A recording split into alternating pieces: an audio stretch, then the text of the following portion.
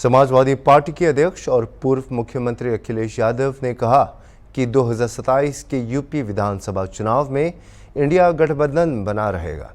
उन्होंने भरोसा जताया कि पिछड़े, दलित और अल्पसंख्यक मिलकर बीजेपी को सत्ता से बाहर करेगी और समाजवादी पार्टी की सरकार बनाएंगी।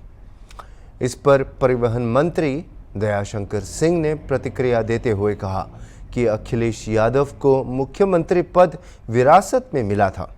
उन्होंने आरोप लगाया कि 2012 के बाद से अखिलेश लगातार चुनाव हारते आ रहे हैं, जो कि होगा वर्ष 2014, 17 और 2019, जिसमें बीजेपी ने भारी जीत दर्ज की। यहां तक कि मायावती के साथ गठबंधन के बावजूद भी समाजवादी पार्टी को हार का सामना करना पड़ा। सर, अखिलेश यादव ने ऐलान कर दिया 2027 में इंडिया गठबंधन के साथ चुनाव लड़ेंगे, इसको आप कैसे देखते हैं? अखिलेश जी विरासत में मुख्यमंत्री बने थे।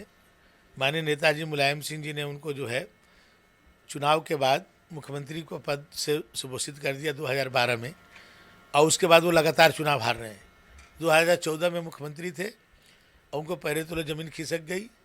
भारतीय जनता पार्टी 73 सीटें जीती। 17 में खुद मुख्यमंत्री थे और भारतीय जनता पार्टी प्रचंड बहुमत से 330 सीटें जीती। 2019 में अपने घोर विरोधी मायावती को साथ लेके आए। दोनों लोग मिल के चुनाव लड़े, लेकिन मोदी जी और योगी जी के लहर को नहीं रोक पाए और प्रचंड बहुमत से 64 सीटें भारतीय जनता पार्टी जीती।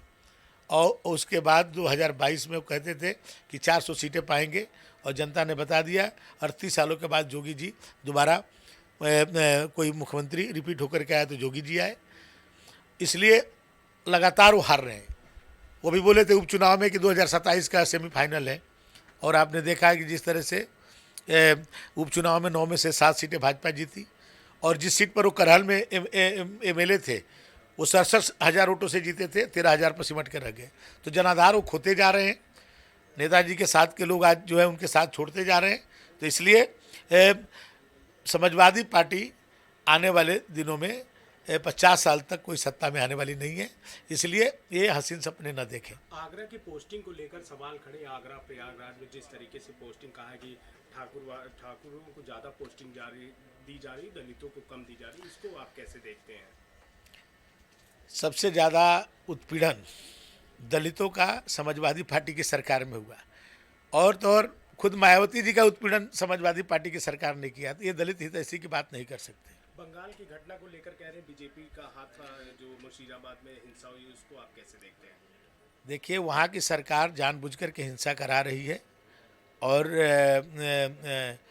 वहाँ के नियंत्रण से बाहर है, और ये ममता बनर्जी जानबूझकर के ये सब चीज़ों को हवा दे रही।